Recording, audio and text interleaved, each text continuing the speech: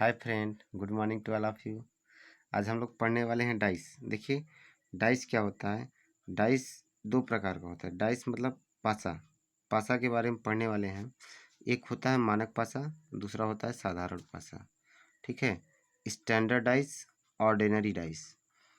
साधारण पासा क्या होता है, जिस पासा में अर्थात डाइस में दो निकटवर्ती अंकों को जोड़ने पर योगफल 7 हो जाए उसे साधारण पासा कहते हैं।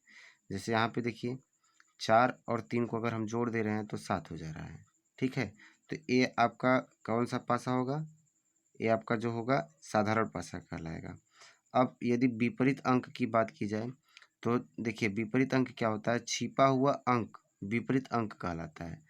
अब अगर ये 7 हो गया तो अब इसके पीछे छिपा हुआ अंक आपका क्या हो सकता है, 1 हो सकता है, 6 हो सकता है, 2 हो सकता है। ठीक है। ये आपका क्या होता है, साधारण पासा के लिए रूल है। तो यहाँ पे यदि 3 है, 3 का विपरीत अंक पूछ दिया तो 1, 6, 2 हो सकता है। 5 का विपरीत अंक पूछ दिया तो 5 का विपरीत अंक 1 हो सकता है, 6 हो सकता है, 2 हो सकता है। ये तो हुई साधारण पासा की बात। अब देखते हैं हम लोग स्टैंडर्ड डाइस, मानक पासा। अब कह रहा है कि जब किसी निकटवर्ती अंकों को जोड़ने पर योगफल 7 नहीं होता है तो उसे मानक पासा कहते हैं। जब योगफल 7 नहीं होगा तो अगर विपरीत अंक पूछ देगा तो जितना कम रहेगा उसमें जोड़ देंगे। ठीक है दोस्तों। तो देखिए, आपके पास क्या दिया है, 5 और 3 जोड़ देगा तो 8 हो जाएगा। ठीक है। या 5 में ये जोड़ देंगे तो आपका 6 हो जाएगा। तो यदि आपसे पूछ दिया, दे दिया सवाल आपके पास, एक पासा दे दिया। ठीक है। इसमें आपका अंक दे दिया, 3 दे दिया, 5 दे दिया और 1 दे दिया। अब आपसे इसमें पूछ दिया कि बताइए 5 का विपरीत अंक क्या होगा, 5 का विपरीत अंक क्या होगा। तो सबसे पहले आप जोड़ेंगे, कोई निकटवर्ती को जोड़कर 7 आ रहा है कि नहीं। तो पहले देख लीजिए, हम यहाँ से पहचान करेंगे कि जो पासा है किस प्रकार का है, साधारण पासा है या स्टैंडर्ड पासा है। तो देखिए, अगर 5 में 3 जोड़ेंगे तो 8 हो जाएगा, ये नहीं हो रहा है 7। अगर 5 में 1 जोड़ देंगे 6 होगा, नहीं। तो कहा कि 5 का विपरीत अंक क्या होगा, तो हम 5 लिखेंगे। अब 5 में कितना जोड़ देंगे कि 7 हो जाए, 2। तो 5 का विपरीत अंक क्या होगा, 2 होगा। ठीक है दोस्तों, चलिए और देखते हैं।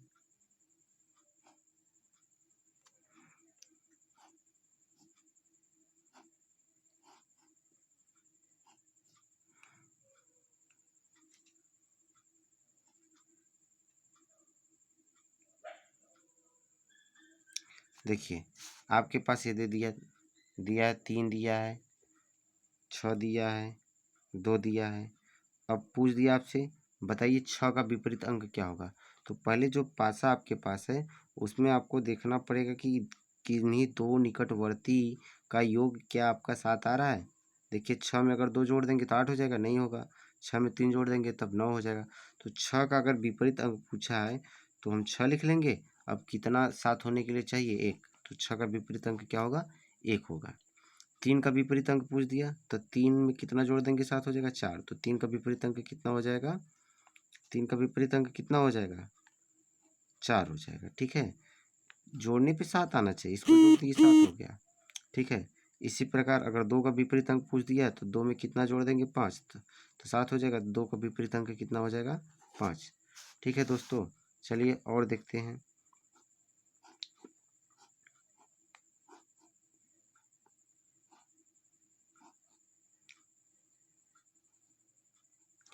अब देखिए दोस्तों, ये आपके पास पासा दे दिया, यहाँ 5 दिया, यहाँ पे 2 दिया, यहाँ पे 3 दिया है। अब इस पासे का हम देखेंगे किस प्रकार का है, स्टैंडर्ड है या ऑर्डिनरी है।